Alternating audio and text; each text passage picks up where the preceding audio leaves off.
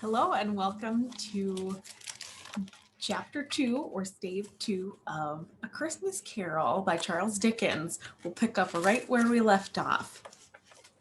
Stave 2, the first of the three spirits.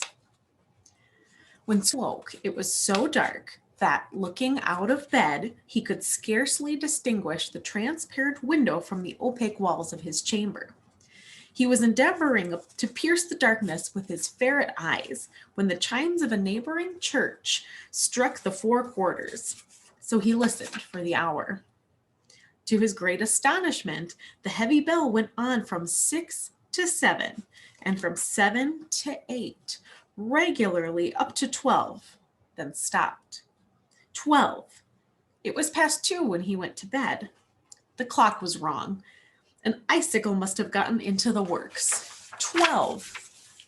He touched the spring of his repeater to correct this most preposterous clock. Its rapid little pulse beat 12 and stopped. Why, it isn't possible, said Scrooge, that I can have slept through a whole day and far into another night. It isn't possible that anything has happened to the sun, and that this is 12 at noon. The idea being an alarming one, he scrambled out of bed and groped his way to the window.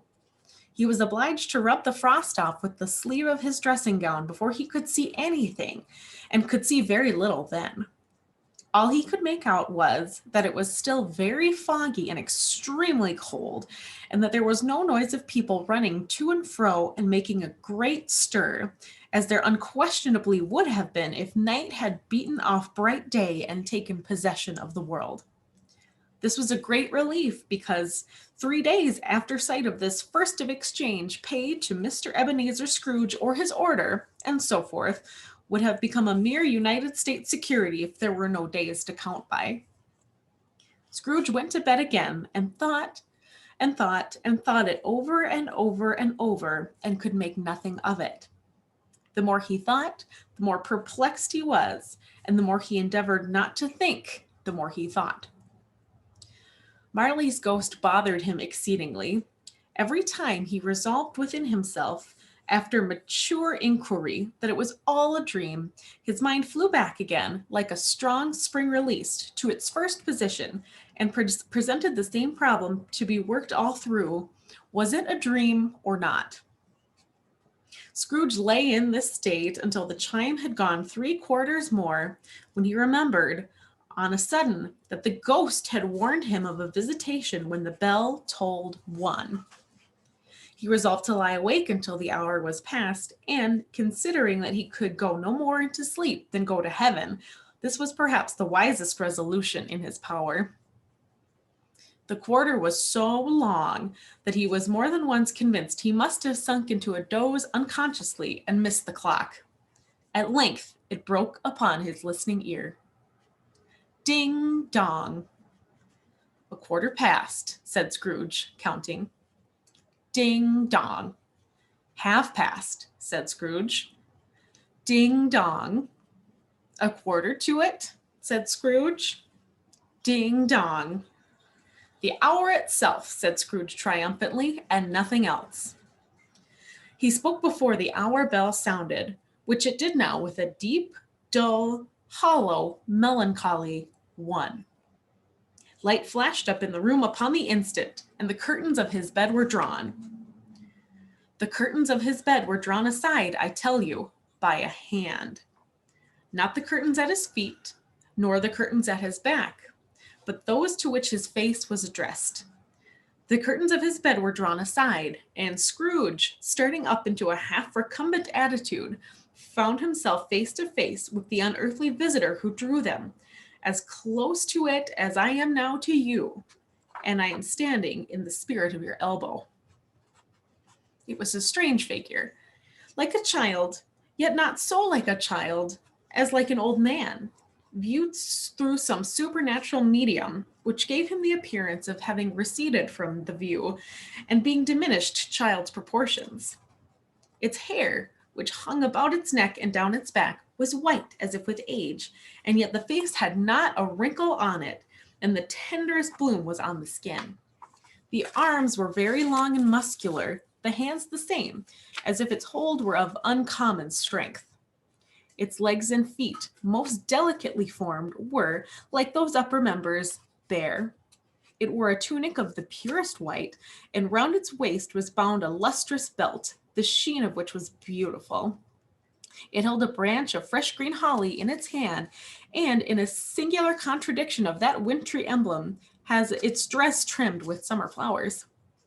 But the strangest thing about it was that from the crown of its head there sprung a bright, clear jet of light, by which all this was visible, and which was doubtless the occasion of its using, in its duller moments, a great extinguisher for a cap, which it now held under its arm.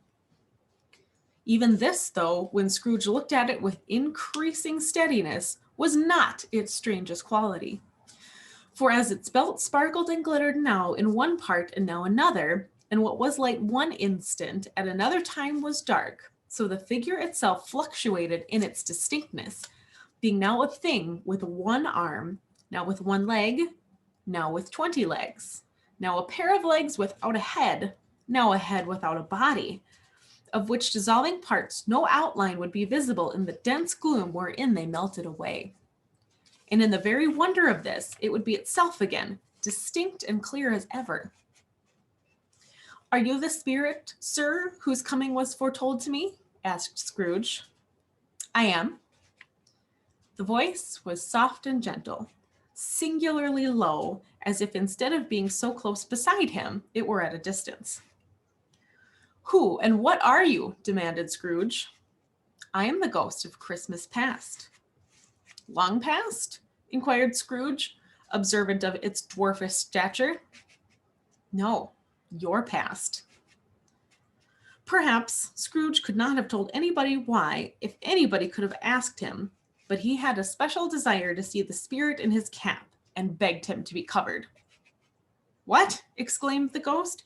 "Would you so soon put out with worldly hands the light I give? It is not enough that you are one of those whose passions made this cap, and forced me through whole trains of years to wear it low upon my brow." Scrooge reverently disclaimed all intention to offend or any knowledge of having wilfully bonneted the spirit at any period in his life. He then made bold to inquire what business brought him there. "Your welfare," said the ghost. Scrooge expressed himself much obliged, but could not help thinking that a night of unbroken rest would have been more conducive to that end. The spirit must have heard him thinking, for it said immediately, "Your reclamation, then. Take heed." It put out its strong hand as it spoke, and clasped him gently by the arm. "Rise and walk with me." It would have been in vain for Scrooge to plead that the weather and the hour were not adapted to pedestrian purposes, that bed was warm and the thermometer a long way below freezing, that he was clad but lightly in his slippers, dressing gown and nightcap, and that he had a cold upon him at the time. The grasp, though gentle as a woman's hand, was not to be resisted. He rose, but finding that the spirit made towards the window, and clasped his robe in supplication. "I am a mortal," Scrooge said, "and liable to fall." "Bear but a touch of my hand there," said the spirit, laying it upon his heart, "and you shall be upheld in more than this." As the words were spoken, they passed through the wall and stood upon an open country road with fields on either hand. The city had entirely vanished. Not a vestige of it was to be seen. The darkness and the mist had vanished with it, for it was a clear, cold winter day with snow upon the ground. "Good heaven," said Scrooge, clasping his hands together as he looked about him. "I was bred in this place. I was a boy here." The spirit gazed upon him mildly. Its gentle touch, though it had been light and instantaneous, appeared still present to the old man's sense of feeling.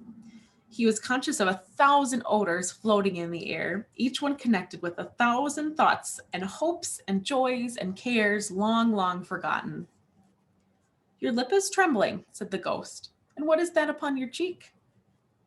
Scrooge muttered, with an unusual catching in his voice, that it was a pimple, and begged the ghost to lead him where he would. "You recollect the way?" inquired the spirit. "Remember it?" cried Scrooge with fervor. "I could walk it blindfolded." Strange to have forgotten it for so many years, observed the ghost. Let us go on. They walked along the road, Scrooge recognizing every gate and post and tree, until a little market town appeared in the distance, with its bridge, its church, and winding river. Some shaggy ponies now were seen trotting towards them with boys upon their backs, who called to other boys in country gigs and carts, driven by farmers. All these boys were in great spirit and shouted to each other until the broad fields were so full of merry music that the crisp air laughed to hear it. These are but shadows of things that have been, said the ghost. They have no consciousness of us. The travelers came on, and as they came, Scrooge knew and named them every one. Why, he rejoiced beyond all bounds to see them. Why did his cold eye glisten and his heart leap up as they went past? Why was he filled with gladness when he heard them give each other Merry Christmas as they parted at crossroads and byways for their several homes? What was Merry Christmas to Scrooge? Out upon Merry Christmas. What good had it ever done him? The school is not quite deserted, said the ghost. A solitary child, neglected by his friends, is there still. Scrooge said he knew it, and he sobbed. They left the high road by a well-remembered lane and stood approached by a mansion of dull red brick with a little weathercock summon cupola on the roof and a bell hanging in it. It was a large house, but one of broken fortunes, for the spacious offices were little used, their walls damp and mossy, their windows broken, and their gates decayed. Fowls clucked and strutted in the stables, and the coach houses and sheds were overrun with grass. Nor was it more retentive of its ancient state within, for entering the dreary hall and glancing upon the open doors of many rooms, they found them poorly furnished, cold and vast. There was an earthly savor in the air, a chilly bareness in the place, which associated itself somehow with too much getting up by candlelight and not too much to eat. They went, the ghost and Scrooge, across the hall to a door at the back of the house. It opened before them and disclosed a long, bare, melancholy room made barer still by lines of plain deal forms and desks. At one of these, a lonely boy was reading near a feeble fire, and Scrooge sat down upon a form and wept to see his poor, forgotten self as he used to be. Not a latent echo in the house, not a squeak and a scuffle from the mice behind the paneling, not a drip from the half-thawed water spout in the dull yard behind, not a sigh among the leafless boughs of one despondent poplar, not the idle swinging of an empty storehouse door, no, not a clicking in the fire, but fell upon the heart of Scrooge with a softening influence and gave freer passage to his tears. The spirit touched him on the arm and pointed to his younger self, intent upon his reading. Suddenly, a man in foreign garments, wonderfully real and distinct to look at, stood outside the window, with an axe stuck in his belt, and leading by the bridle an ass laden with wood. Why, it's Ali Baba, Scrooge screamed in ecstasy. It's dear old honest Ali Baba. Yes, I know. One Christmas time, when yonder solitary child was left here all alone, he did come, for the first time, just like that. Poor boy. And Valentine, said Scrooge, and his wild brother Orson, there they go. And what's his name, who was put down in his drawers asleep at the gate of Damascus? Don't you see him? And the Sultan's groom turned upside down by the Jedi. There he is upon his head. Serve him right. I'm glad of it. What business had he to be married to the princess? To hear Scrooge expending all the earnestness of his nature on such subjects, and in the most extraordinary voice between laughing and crying, and to see his heightened and excited face, would have been a surprise to his business friends in the city, indeed. There's the parrot, cried Scrooge, green body and yellow tail with a thing like lettuce growing out of the top of his head. There he is. Poor Robinson Crusoe, he called him when he came home again after sailing round the island. Poor Robinson Crusoe, where have you been, Robinson Crusoe? The man thought he was dreaming, but he wasn't. It was the parrot, you know. There goes Friday, running for his life to the little creek. Then, with a rapidity of transition very foreign to his usual character, he said in pity for his former self, poor boy, and cried again. I wish, Scrooge muttered, putting his hand in his pocket and looking about him, after drying his eye with his cuff. But it's too late now. What is the matter? Asked the spirit. Nothing, Scrooge said. Nothing. There was a boy singing a Christmas carol at my door last night. I should have given him something. That's all. The ghost smiled thoughtfully and waved its hand, saying as it did so, "Let us see another Christmas." Scrooge's former self grew larger at the words, and the room became a little darker and more dirty. The panels shrunk, the windows cracked, fragments of plaster fell out of the ceiling, and the naked laths were shown instead. But how all this was brought about, Scrooge knew no more than you do. He only knew that it was quite correct, that everything had happened so, that there he was, alone again, when all the other boys had gone home for the jolly holidays. He was not reading now, but walking up and down despairingly. Scrooge looked at the ghost, and with a mournful shaking of his head, glanced anxiously towards the door. It opened, and a little girl, much younger than the boy, came darting in, and putting her arms about his neck, and often kissing him, addressed him as her dear, dear brother. "I have come to bring you home, dear brother," said the child, clapping her tiny hands and bending down to laugh. "To bring you home, home, home." "Home, little Fan?" returned the boy. "Yes," said the child, brimful of glee. "Home for good and all. Home for ever and ever. Father is so much kinder than he used to be. That home's like heaven. He spoke so gently to me one dear night when I was going to bed that I was not afraid to ask him one more time if you might come home. And he said, yes, you should, and sent me in a coach to bring you." "And you're to be a man," said the child, opening her eyes, "and are never to come back here. But first, we're to be together all the Christmas long and have the merriest time in the world." "You are quite a woman, little Fan," exclaimed the boy.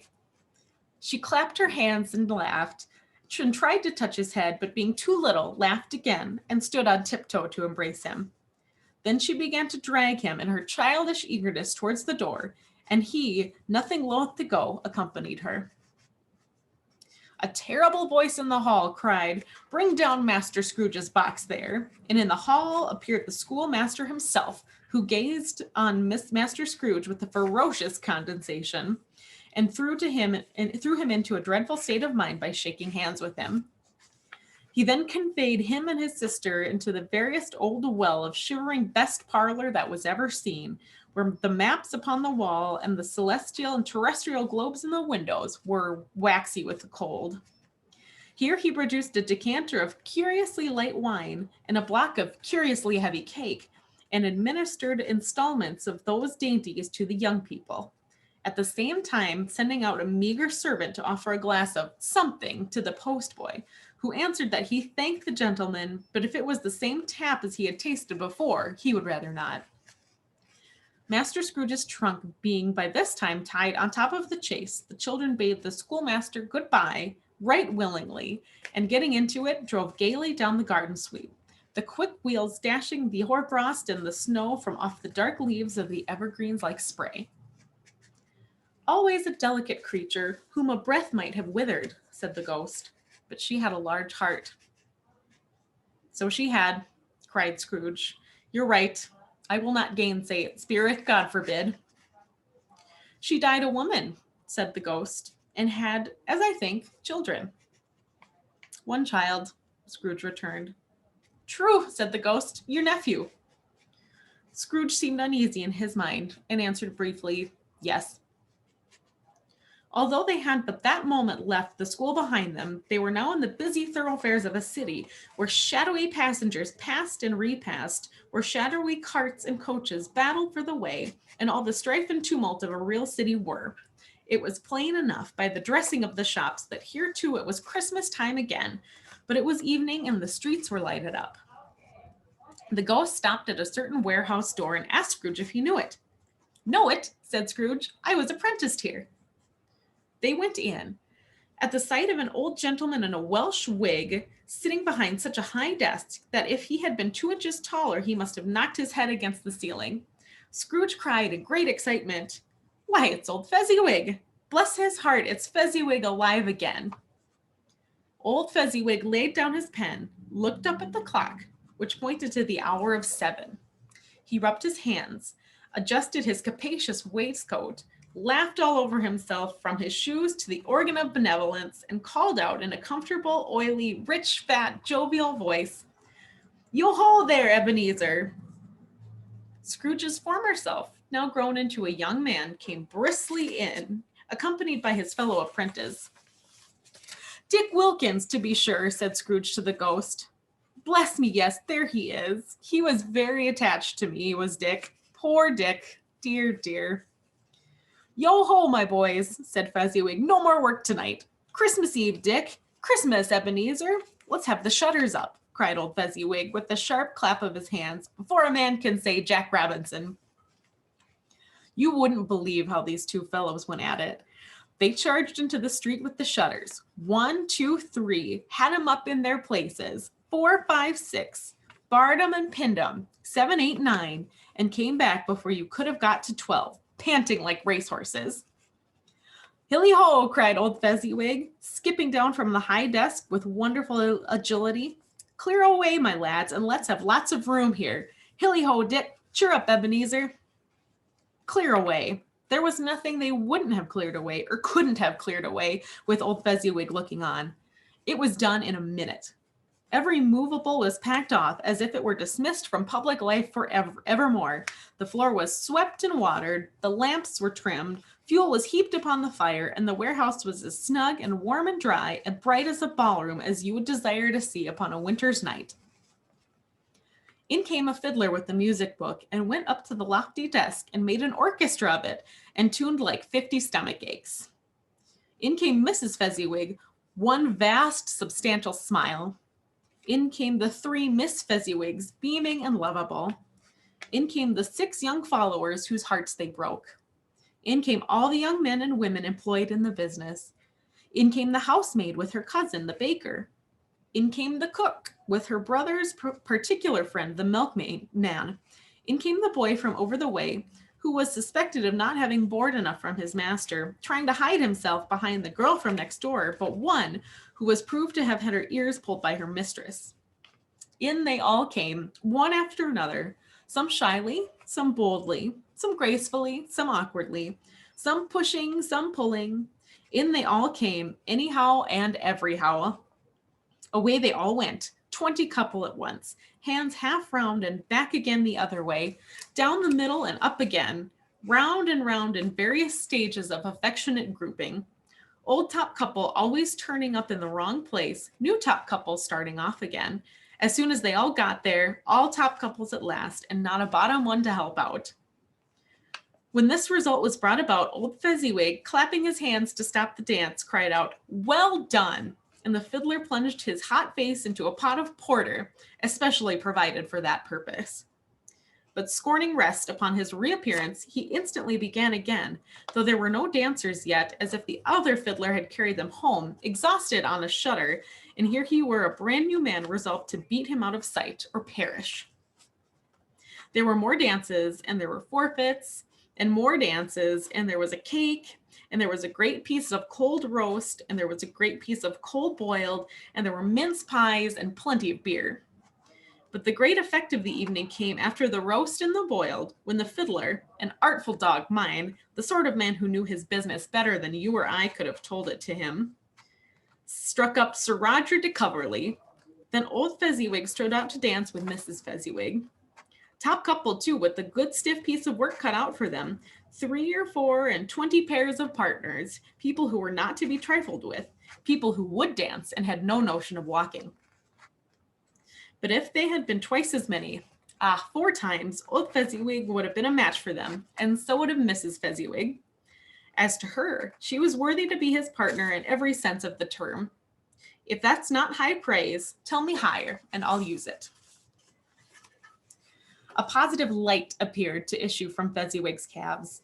They shone in every part of the dance like moons. You couldn't have predicted at any given time what would have become of them next. And when old Fezziwig and Mrs. Fezziwig had gone through the dance, advance and retire, both hands to your partner, bow and curtsy, corkscrew, thread the needle, and back again to your place, Fezziwig cut cut so deftly that he appeared to wink with his legs and came upon his feet again without a stagger. When the clock struck 11, the domestic ball broke up. Mr. and Mrs. Fezziwig took their stations, one on either side of the door, and shaking hands with every person individually as he or she went out, wished him or her a Merry Christmas. When everybody had retired but the two apprentices, they did the same to them, and thus the cheerful voices died away, and the lads were left to their beds, which were under a counter in the back shop. During the whole of this time, Scrooge had acted like a man out of his wits. His heart and soul were in the scene, and with his former self. He corroborated everything, remembered everything, enjoyed everything, and underwent the strangest agitation. It was not until now, that when the bright faces of his former self and Dick were turned from them, that he remembered the ghost, and became conscious that it was looking full upon him, with the light upon his head burnt very clear. "A small matter," said the ghost, "to make these silly folks so full of gratitude." "Small," echoed Scrooge. The spirit signed to him to listen to the two apprentices, who were pouring out their hearts in praise of Fezziwig, and when he had done so, said, "Why, is it not? He has spent but a few pounds of your mortal money, 3 or 4 perhaps. Is that so much that he deserves praise?" "It isn't that," said Scrooge, heated by the remark, and speaking unconsciously like his former, not his latter self. "It isn't that, spirit. He has the power to render us happy or unhappy, to make our service light or burdensome, a pleasure or a toil. Say that his power lies in words and looks, in things so slight and insignificant that it is impossible to add or count them. What then? The happiness he gives is quite as great as if it would cost a fortune." He felt the spirit's glance and stopped. "What is the matter?" asked the ghost. "Nothing particular," said Scrooge. "Something, I think," the ghost insisted. "No," said Scrooge. "No, I should like to be able to say a word or two to my clerk just now. That's all." His former self turned down the lamps as he gave utterance to the wish, and Scrooge and the ghost again stood side by side in the open air. "My time grows short," observed the spirit. "Quick!" This was not addressed to Scrooge or to anyone whom he could see, but it produced an immediate effect. For again, Scrooge saw himself. He was older now, a man in the prime of his life. His face had not the harsh and rigid lines of later years, but it had begun to wear the signs of care and avarice. There was an eager, greedy, restless motion in the eye, which showed the passion had taken root, and where the shadow of a growing tree would fall. He was not alone, but sat by the side of a fair young girl in a mourning dress, in whose eyes there were tears, which sparkled in the light that shone out of the ghost of Christmas past. "It matters little," she said softly. "To you, very little. Another idol has displaced me, and if it can cheer and comfort you in time to come, as I would have tried to do, I have no just cause to grieve." "What idol has displaced you?" he rejoined. "A golden one." "That is the even-handed dealing of the world," he said. "There is nothing on which it is so hard as poverty, and there is nothing it professes to condemn with such severity as the pursuit of wealth." "You fear the world too much," she answered gently. "All your other hopes have merged into the hope of being beyond the chance of its sordid reproach. I have seen your nobler aspirations fall off one by one, until the master passion, gain, engrosses you. Have I not?" "What then?" he retorted. "Even if I have grown so much wiser, what then? I am not changed towards you." She shook her head. Am I? "Our contract is an old one. It was made when we were both poor and content to be so, until in good season we could improve our worldly fortune by our patient industry. You are changed. When it was made, you were another man." "I was a boy," he said impatiently. "Your own feeling tells you that you were not what you are," she returned. "I am. That which promised happiness when we were one in heart is fraught with misery now than we are two. How often and how keenly I have thought of this, I will not say. It is enough that I have thought of it and can release you. Have I ever sought release? In words, no, never. In what then? in changed nature, in an altered spirit, in another atmosphere of life, another hope at its great end, in everything that made my love of any worth or value in your sight. If this had never been between us, said the girl, looking mildly but with steadiness upon him, tell me, would you seek me out and try and win me now? Ah, no. He seemed to yield to the justice of this supposition in spite of himself. But he said with a struggle, you think not? I would gladly think otherwise if I could, she answered. Heaven knows. When I have learned a truth like this, I know how strong and irresistible it must be. But if you were free today, tomorrow, yesterday, can even I believe that you would choose a dowerless girl, you who, in your very confidence with her, weigh everything by gain? Or choosing her, if for a moment you are false enough to your one guiding principle to do so, do I not know that your repentance and regret would surely follow? I do, and I release you, with a full heart, for the love of him you once were. He was about to speak, but with her head turned from him, she resumed. You may. The memory of what is past half makes me hope you will have pain in this. A very, very brief time, and you will dismiss the recollection of it gladly as an unprofitable dream, for which it happened well that you awoke. May you be happy in the life you have chosen. She left him, and they parted. Spirit, said Scrooge, show me no more. Conduct me home. Why do you delight to torture me? One shadow more, exclaimed the ghost. No more, cried Scrooge. No more. I don't wish to see it. Show me no more. But the relentless ghost pinioned him in both of his arms and forced him to observe what happened next. They were in another scene and place. A room, not very large or handsome, but full of comfort. Next to the winter fire sat a beautiful young girl, so like that last that Scrooge believed it was the same, until he saw her, now a comely matron, sitting opposite her daughter. The noise in this room was perfectly tumultuous, for there were more children there than Scrooge in his agitated state of mind could count, and unlike the celebrated herd in the poem, they were not 40 children conducting themselves like one, but every child was conducting itself like 40. The consequences were uproarious beyond belief, but no one seemed to care. On the contrary, the mother and daughter laughed heartily and enjoyed it very much, and the latter, soon beginning to mingle in the sports, got pillaged by the young brigands most ruthlessly. What would I not have given to be one of them? Though I could never have been so rude. No, no. I wouldn't for the wealth of all the world have crushed that braided hair and torn it down, and for that precious little shoe, I wouldn't have plucked it off, God bless my soul, to save my life. And to measuring her waist in sport, as they did, bold young brood, I couldn't have done it. I should have expected my arm to have grown round it for a punishment and never come straight again. And yet, I should have dearly liked, I own, to have touched her lips, to question her, that she might have opened them, to have looked upon the lashes of her downcast eyes and never raised a blush, to have let loose waves of hair, an inch of which would be a keepsake beyond price. In short, I should have liked, I do confess, to have had the lightest license of a child, and yet to have been man enough to know its value. But now a knocking at the door was heard, and such a rush immediately ensued that she, with laughing face and plundered dress, was borne towards its center of a flushed and boisterous group, just in time to greet the father, who came home attended by a man laden with Christmas toys and presents. Then the shouting and the struggling, and the onslaught that was made on the defenseless porter, the scaling him with chairs for ladders to dive into his pockets, despoil him of brown paper parcels, hold on tight by his cravat, hug him round his neck, pummel his back, and kick his legs in irrepressible affection.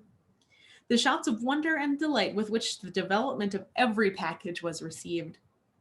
The terrible announcement that the baby had been taken in the act of putting a doll's frying pan into his mouth and was more than suspected of having swallowed a fictitious turkey, glued on a wooden platter.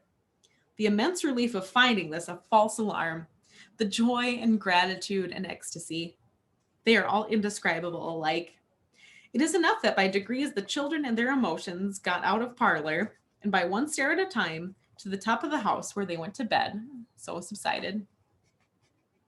And now Scrooge looked on more attentively than ever, when the master of the house, Having his daughter leaning fondly on him, sat down with her and her mother at his own fireside, and when he thought that such another creature, quite as graceful and as full of promise, might have called him father, and been a springtime in the haggard winter ahead of his life, his sight grew very dim indeed.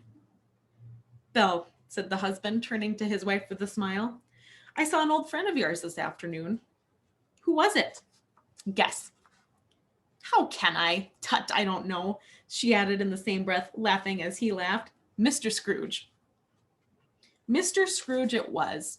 I passed his office window, and as it was not shut up, and he had a candle inside, I could scarcely help seeing him. His partner lies upon the point of death, I hear, and there he sat alone. Quite alone in the world, I do believe.